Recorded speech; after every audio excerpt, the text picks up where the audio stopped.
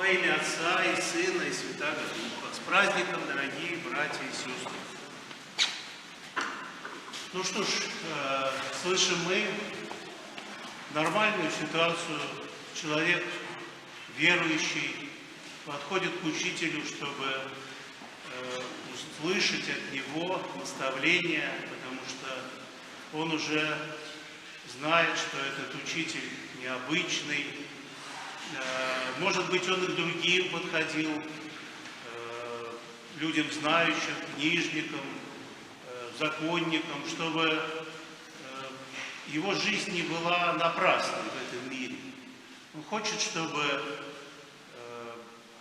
его жизнь соответствовала тому, что говорит Господь.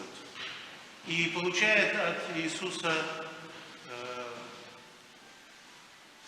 ответ соответствующий тому, что он, собственно говоря, имеет в виду, как он задает этот вопрос.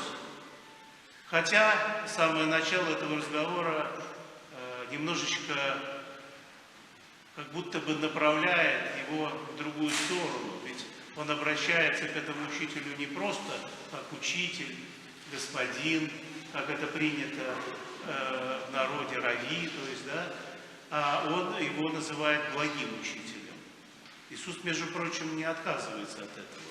Он единственное, что говорит, обращая внимание этого юноши: почему ты меня называешь благим? То есть подумай сам, собственно, что ты вкладываешь в эти слова. Ведь благостью обладает только один и единственный Бог, это известно. Он не говорит: нет, я не благий, ты не прав. Он лишь этому юноше обращает на это внимание. И это, наверное, имеет значение для того, чтобы понять концовку уже этой истории. Потому что, когда юноша слышит от него почти что пересказ Декалога, то есть перечисление тех заповедей, которые наизусть знал каждый иудей, он, в отличие от нас, мог перечислить их в любой момент своей жизни. Попробуем вспомнить Декалог, и вряд ли мы его перечислим вот так сходу. Ну, может быть, кто-то это сделает, конечно, кто-то, может быть, даже учил его и вспомнит все. Но так, чтобы вот всю эту 20 главу исхода пересказать наизусть, наверное, что-то не очень пойдет у нас в порядке. Тем не менее, для юноши это очевидные вещи. Опять же с нюансом, с небольшим нюансом, потому что Иисус в самом конце туда добавляет то, что в Декалоге не значится. Он говорит: и возлюби ближнего своего, как самого себя. То есть он переводит это все опять немножечко в другой регистр. Он показывает, что весь закон, его исполнение, оно не для тебя самого.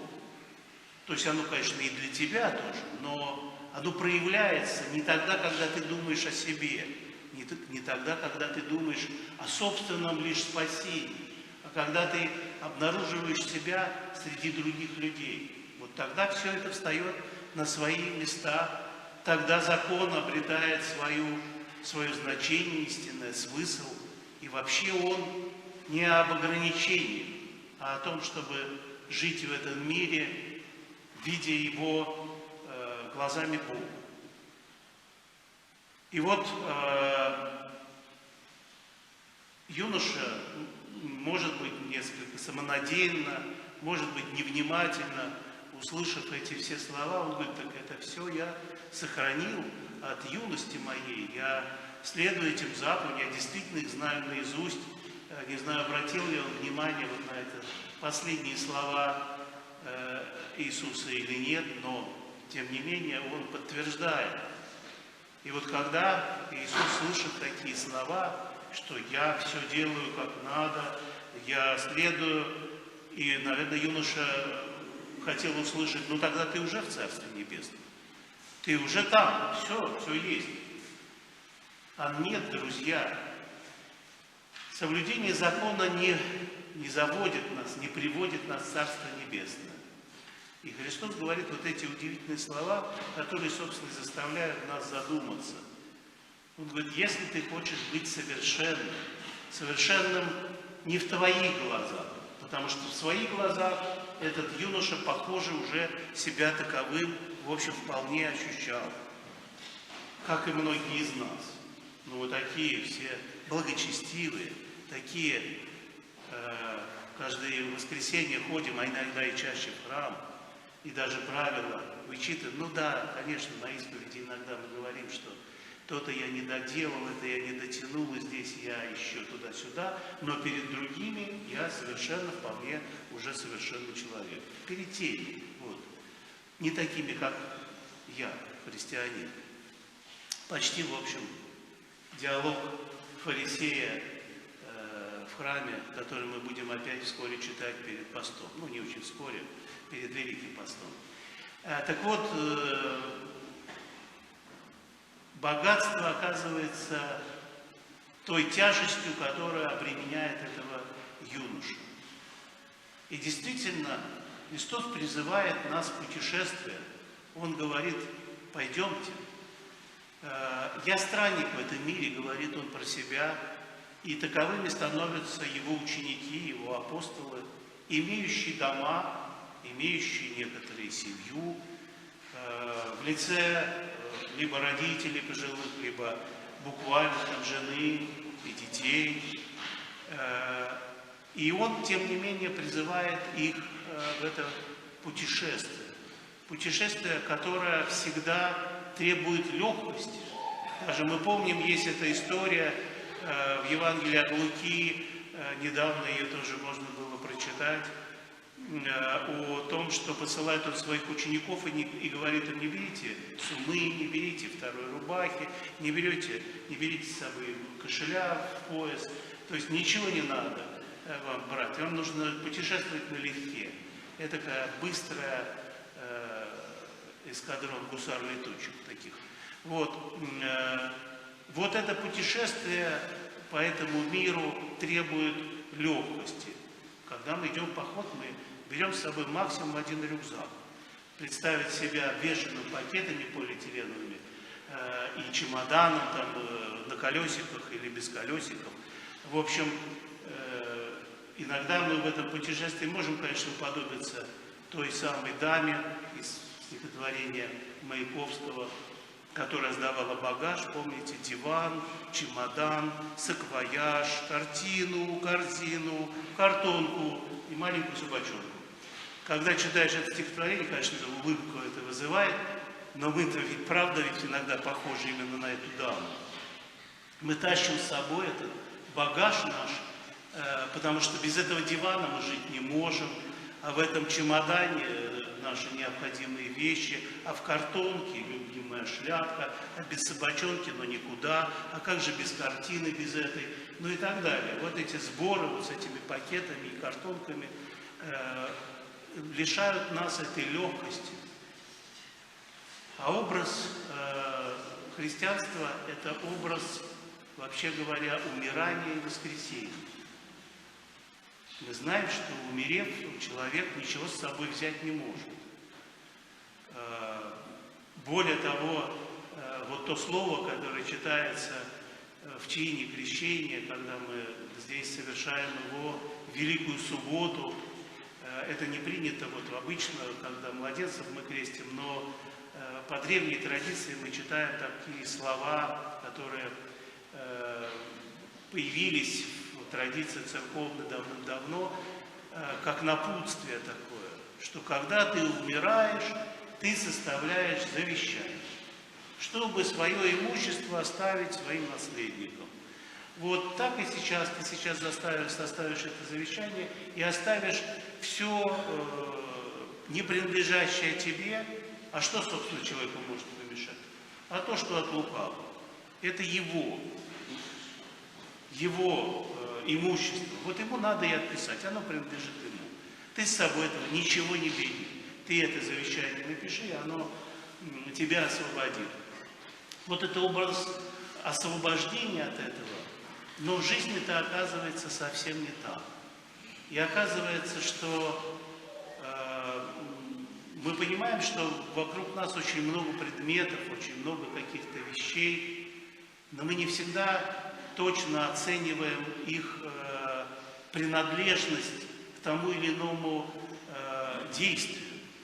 Мы хорошо понимаем, что с парашютом хорошо прыгать с самолета и на этом парашюте спускаться, но с этим парашютом, который волочится сзади, неудобно ходить по улице. Мы прекрасно понимаем, что на лыжах прекрасно ходить по снегу, но спать ложиться стоит без лыж. И так далее. Вот все эти вещи, они в жизни нам известны и понятны. И единственное, чего нам не хватает, это соотнести духовные вещи с тем самым богатством, которое нас окружает. И с этим парашютом, и с этими лыжами, и с дачей, и с машиной, и диваном, и прочими вещами. Так что же с этим богатством делать, братья и сестры? На вопрос, кто же хочет быть совершенным, рук не поднялось, да? Потому что придется тогда все продать. А никто из нас продавать не хочет. Максимум, что готовы мы, это выучить наизусть декалог, да, и исполнить его каким-то вот приближенным таким образом. Христос не предлагает нам продавать ничего. Христос нам предлагает задуматься о смысле этих вещей и о том, собственно, как мы сами их воспринимаем. И если они станут теми самыми нужными вещами, только в нужных своих сферах, парашют в небе, а лыжа на снегу, весь этот скарб вот только вот здесь, а в походе это совсем не нужно, достаточно котелка и чего-нибудь такого простого.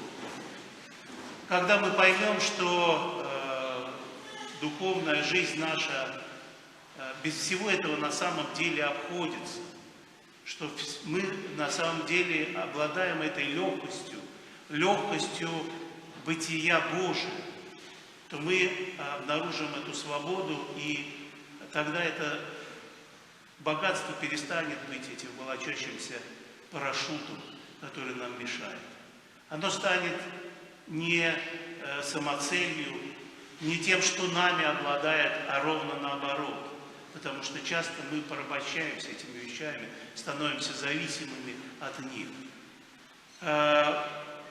Пойдем по этой жизни в надежде, что Господь поможет нам освободиться. И те годы, те дни и мгновения жизни, которые нам отпущены, они как раз и нужны нам для того, чтобы потихонечку отпустить все это от себя, отдать все это этому миру, которому это и принадлежит, потому что оно все здесь, в этом мире, останется.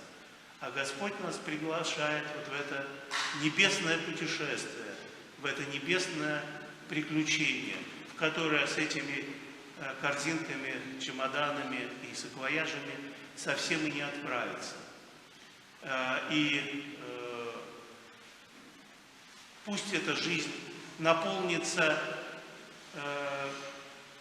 расставанием, которое создаст эту свободу и легкость, которую призывает нас Господь. Аминь.